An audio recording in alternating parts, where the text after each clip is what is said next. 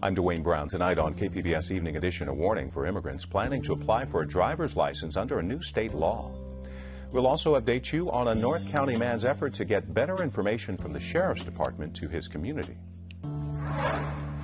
Also tonight, the legacy of California's outgoing and controversial top utility regulator, considered the darling of energy insiders and the bane of consumer groups.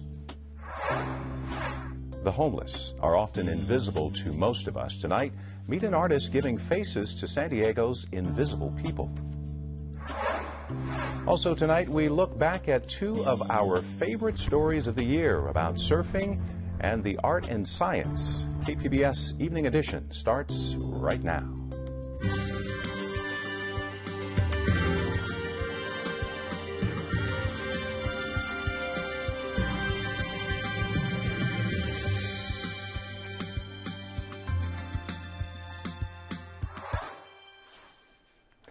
Hi, good evening. Thanks for joining us. In a week, California will offer driver's licenses to immigrants in the country illegally. But some immigrant advocates are tapping the brakes on the excitement, warning some to talk to a lawyer before talking to the DMV. Now, the warning is for anyone who got a license with a fake name or social security number, and for migrants with deportation orders or criminal records, because federal investigators can use DMV data. 1.4 million people are expected to apply for the licenses. Highway Patrol says deaths from DUI crashes are 3 times higher this holiday season compared to a year ago. 15 people have died in the period from 6 p.m. Christmas Eve until 8 this morning, and there have been close to 300 arrests. Countywide arrests are up by 6, with 2 fatalities. Earlier this year, the County Sheriff's Department told KPBS it would work on posting more information online. Reporter Claire Trageser checks in on its progress. San Marcos resident Kevin Mingei has been trying to get the Sheriff's Department to post news updates online. He says the department broadcasts public safety information from its helicopter, but the announcements are often garbled and hard to understand. Does the Sheriff's Department expect us to all call whenever we hear a helicopter, or are they going to provide us proactively with what is the helicopter saying? Why is it flying right above my house with the PA? How do I find out what's going on? Am I in danger? What do I do? A recent post on the San Elijo Hills Facebook page demonstrates the problem. As a helicopter made announcements, one resident wrote, "I made out that it said 14-pound man and 300-year-old girl." Mingei and his neighbors are using the social media site Nextdoor.com to distribute information. The site allows people to find and talk to their real-life neighbors online. This past summer, San Marcos Sheriff's Captain Scott Ibarrando said he would connect Mingei with someone from the Sheriff's Department. So that when there was an incident in the community, I could be alerted, and then I could alert people through Nextdoor. But 4 months later, Mingei says he's gotten nowhere.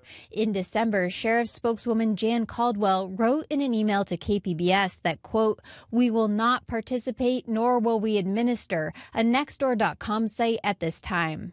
The Sheriff's Department also says it uses another website called Nixle to send out alerts. But those alerts don't happen very often. A recent alert says deputies in Julian were being recognized for solving a string of thefts. I've never seen it used in my own neighborhood, and I've witnessed other helicopter experiences throughout San Marcos where everyone's just confused about what's going on. Mingei says sheriff's deputies do a great job of solving problems and keeping his neighborhood safe. He only wishes he and his neighbors could get clearer information on breaking crime events. Claire Trageser, KPBS News. The Interview racked up more than $1 million in ticket sales Christmas Day. Crowds flocked to about 300 theaters showing the controversial movie. San Diego's Digital Gym Cinema was one of them. The movie almost never saw the big screen because of threats by hackers, angry over the storyline about a plot to kill North Korea's leader. The film will be at Digital Gym through January 8th. Some San Diego scientists say they've improved symptoms of a deadly brain disease in mice, even though some mice didn't actually take any drugs. KPBS science reporter David Wagner joins us to explain. So, David, how did the mice get better without taking drugs? So they actually got better because their parents took the drug. This was all outlined by scientists at the Scripps Research Institute in La Jolla for a study published this week. They were treating mice with a fatal brain disease called Huntington's. Now, parents have a 50-50 chance of passing this disease on to their offspring. And when the researchers gave these mice a drug, onset of the disease was delayed, and when symptoms did appear, they were less severe. But researchers also saw that the offspring of these mice did better, even though they didn't get a drug. You know, the second generation did not receive drugs directly. So it's kind of like these mice inherited the benefits of this medicine from their parents. Cool, but didn't they still have the genes for this disease? Yeah, well, that's exactly right. They still had the genes for Huntington's, but the researchers here relied on something called epigenetics. Scientists know that things like diet, stress, and drugs can change gene expression, even if they don't actually change our genes. And they know that these changes in gene expression can be passed down from parents to children. But the thing about epigenetics is that it's usually associated with bad outcomes. For example, pregnant women who starved during World War II were more likely to have children susceptible to obesity and diabetes later in life. So this study is interesting because it shows something positive being passed down through epigenetics. Now, researchers do say that more studies are needed to know if these drugs have a similar effect in humans. KPBS science reporter David Wagner.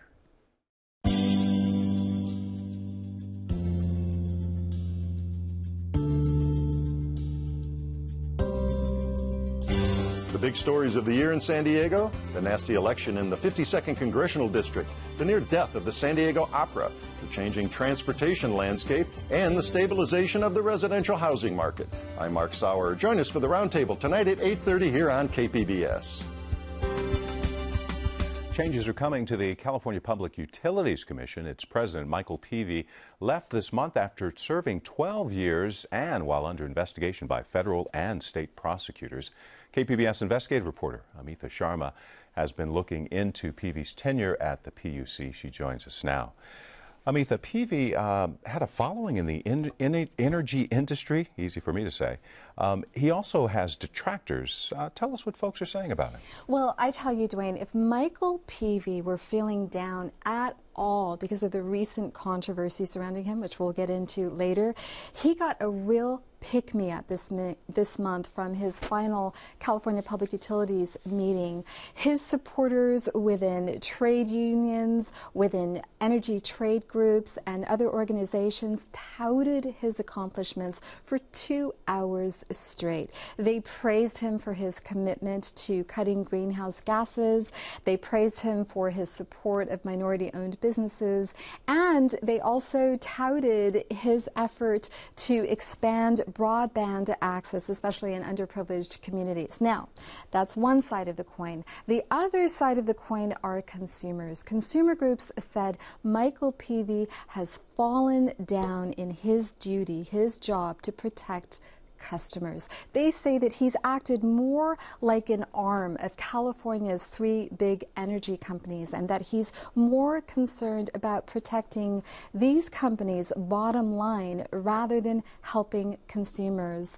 Jamie Court is head of the Consumer Watchdog. He called Michael Peavy the Charlie Sheen of regulators. He said he's a real bad boy, and consumer groups say, look, you don't have to take our word for it. Look at the emails that were released this year. And in fact, those recently released documents are emails that illustrate what consumer groups have said all along, that Peavy was too close to power companies. What do the latest emails say? Well, Peavy sent an email this year, one day after a federal indictment came down against Pacific Gas and Electric, accusing the company of violating safety rules. This indictment stemmed from the 2010 gas explosion in San Bruno, California, that killed 8 people. In this email, Peavy is basically chastising PG&E for its poor public relations skills. In another email, Public Utilities Commissioner Mike Florio seems to be agreeing with Michael Peavy in discussing pipeline pressure with the Pacific Gas and Electric executive. In yet another email, PV is hitting up a Pacific Gas and Electric executive for money, for a contribution to the Public Utilities Commission's 100-year anniversary celebration, and not so subtly reminding the PG&E executive that the company's electricity rate case is coming very soon to the Public Utilities Commission meeting. And I should also add that this is a violation of regulatory rules. These private communications between commissioners and utility executives are not supposed to happen without reporting them out, and that these emails and other contacts between PV and PG&E are under state and federal investigation. Now, the story doesn't end there. In fact, consumer activists also criticize PV as being too chummy with the energy industry. What examples did they cite? Well, locally, the knock against PV has been, by consumers, has been, look, this guy used to head Southern California Edison. And as you know, DWANE, customers in California are still paying for the failed steam generators that both Edison and San Diego Gas and Electric purchased for the now shuttered San Onofre nuclear facility. And consumers say, look, the state never fully investigated what went wrong with those steam generators and who is at fault. Maria Severson is a local lawyer. She has filed a federal lawsuit against the Public Utilities Commission and Southern California Edison, claiming that they are illegally collecting money from ratepayers. I spoke with her earlier this month. This is what she had to say. Can you imagine being asked to pay a bill and you're fighting about how much it is before you ever even determine whether you're on the hook for the bill? It makes no sense. And so you have to ask why that is. And that can only be explained by the cozy relationships that these commissioners have with the utilities. Now, DWANE, I also want to add that consumer activists also blame the PUC for its handling of the 2007 wildfires that killed 2 people in San Diego County and destroyed 1,300 homes. Consumer groups are upset that the Public Utilities Commission never held evidentiary hearings to determine. We all know that San Diego Gas and Electric power lines started those fires, but the PUC never held evidentiary hearings to determine whether the company violated safety rules. Instead, PUC representatives entered closed-door talks with SDG&E, and from those talks emerged a $14 million settlement with SDG&E. Quickly, how has PV and the utilities responded to all these accusations? Well, PV declined comment for this piece. The San Diego Gas and Electric also declined comment, and both PG&E and Edison did not respond to a request for comment. Now, it's interesting, Governor Jerry Brown has been a pretty staunch supporter of Michael PV, and even after these emails came out, he called PV an effective leader and a strong force. However, in his most recent remarks, he has said that he is troubled by the emails and that he is awaiting the outcome of both state and federal investigations. And Governor Brown appointed another member of the commission to replace PV? That's We're talking Michael That's right. His Picker. name is Michael Picker. As you said, he is a current member of the Public Utilities Commission. He has called, he's also a former renewable energy advisor to Governor Jerry Brown. Michael Picker has called the PUC an enormously challenging organization. In an interview with the Los Angeles Times, he said that he intends to create a full field investigative team, and he promised to enforce safety rules. Wow. KPBS investigative reporter Amitha Sharma. Of course, you can find more on this story on our website, kpbs.org. I'm Hari Srinivasan. On the next News Hour, a look at how high school students view the news and the weekly analysis of Mark Shields and Michael Gerson. That's Friday on the PBS News Hour.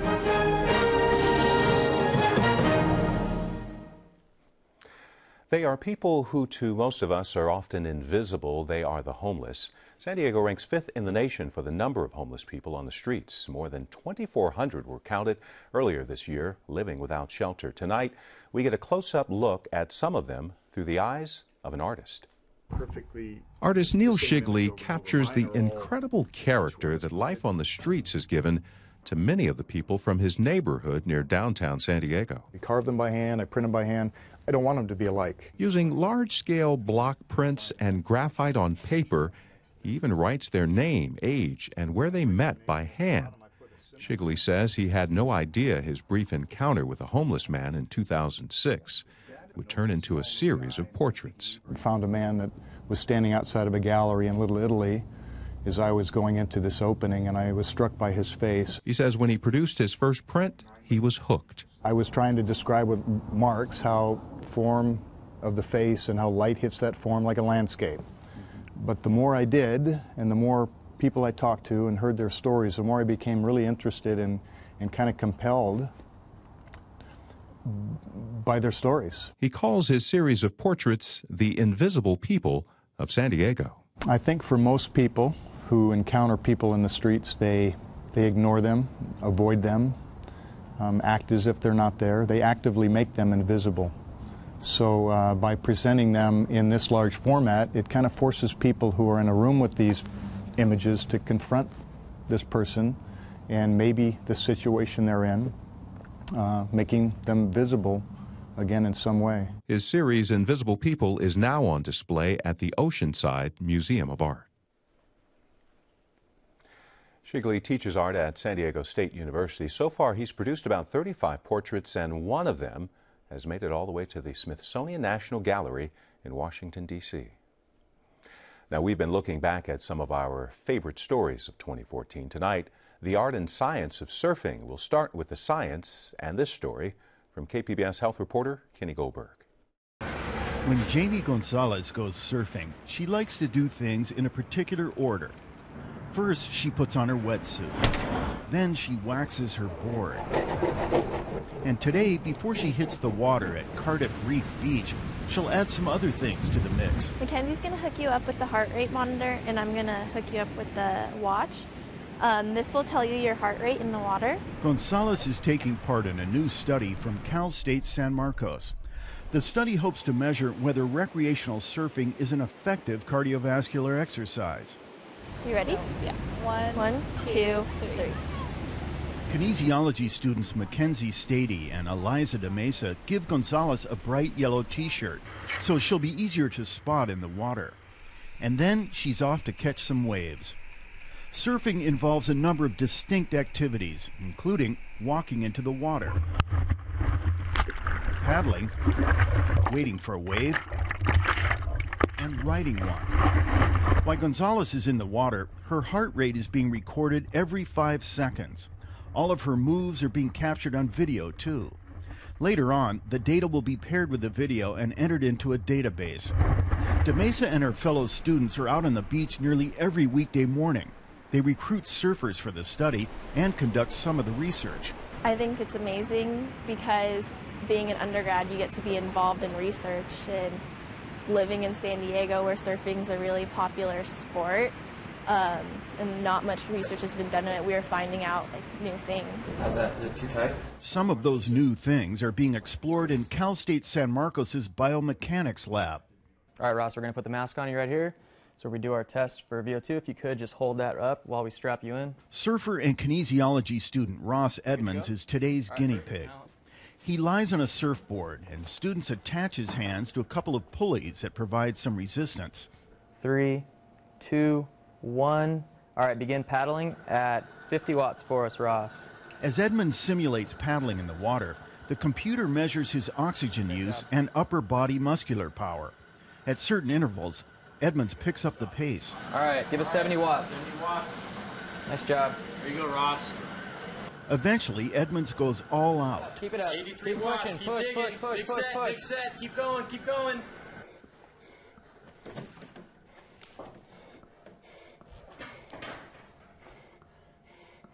Nice job, man. There you go, Ross. Student Austin Reeves says this test has never been done on recreational surfers. So we're trying to figure out whether a day out in the water for recreational surfers is actually equivalent to individuals who go to the gym and run or lift weights. And a lot of people, or some at least, don't think that surfing is a viable form of exercise. But the test that we're running, we're able to figure that out. The surfing study is the brainchild of Sean Newcomer, an assistant professor of kinesiology. He grew up in Cardiff and has been surfing since he was a kid. Newcomer says his study is doing more than measuring whether surfers get an aerobic workout. We also want to know if it has implications on their balance. We want to know if it increases risk for certain types of injury, joint injuries. So we're trying to get, like I said, a global perspective of the health implications of surfing. Newcomer says previous research has studied professional surfers in their 20s. In contrast, his study is looking at surfers of all ages. Going from high school kids, because we're doing some work with the high school physical education classes, all the way up to 70 years old. The study is also the first of its kind to include female surfers. Cal State researchers are using a lot of high-tech tools. For example, they've attached reflective markers to surfers and filmed them with an array of special cameras. The result is a computer simulation that allows researchers to get down to a much finer detail. We're currently looking at differences in paddling motion with and without a wetsuit on. And so we want to see if a wetsuit causes fatigue sooner, if it changes the paddling motion. So would someone be more at risk for injury if they're wearing a wetsuit, or if they're wearing a different kind of wetsuit? The study is scheduled to last for 3 years. Until the research is published, the jury will be out on how strenuous recreational surfing truly is. But Ross Edmonds says to hardcore surfers, it really doesn't matter. I think it's more for fun and enjoyment and personal satisfaction. If it's a form of exercise as well, that's just even better. 90 surfers have taken part in the study since it was launched last September. The goal is to get 600 surfers involved. Kenny Goldberg, KPBS News.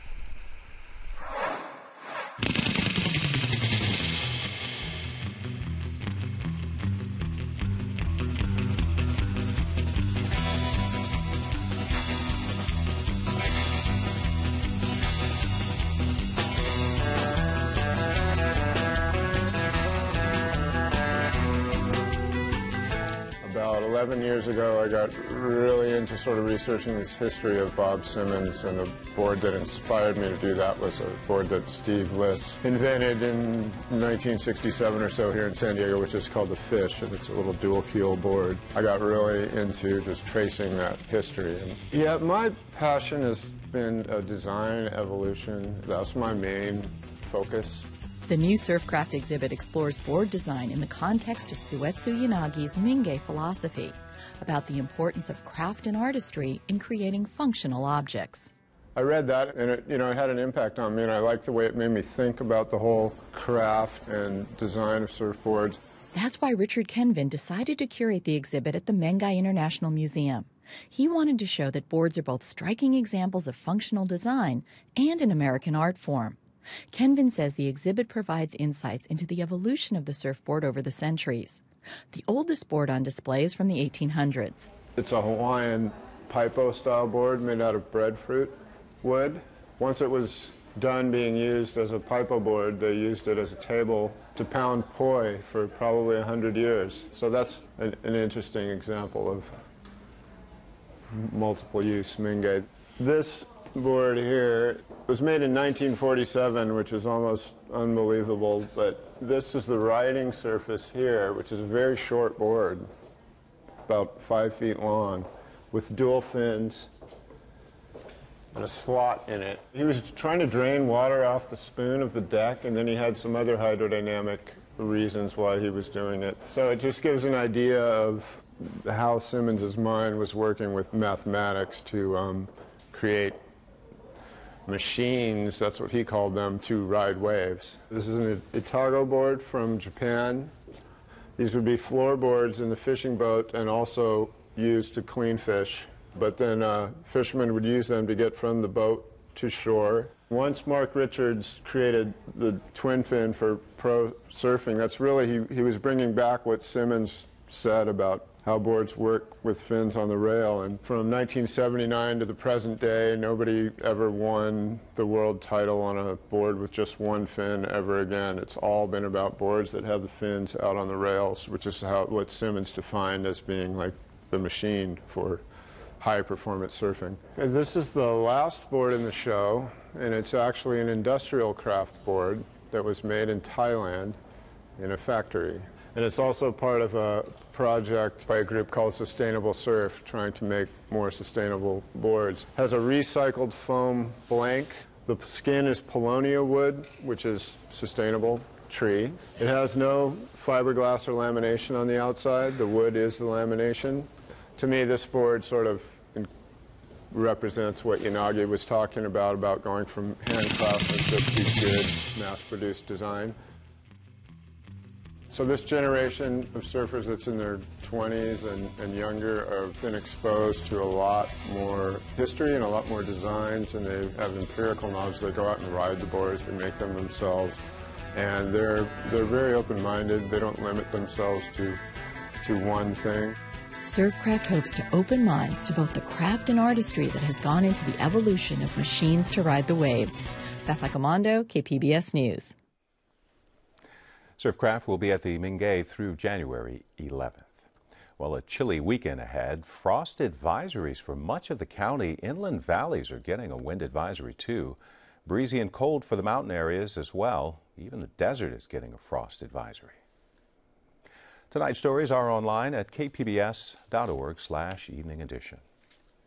By the way, Eric Anderson will be here on Evening Edition next week. I will see you again in 2015. Have a great weekend and a Happy New Year.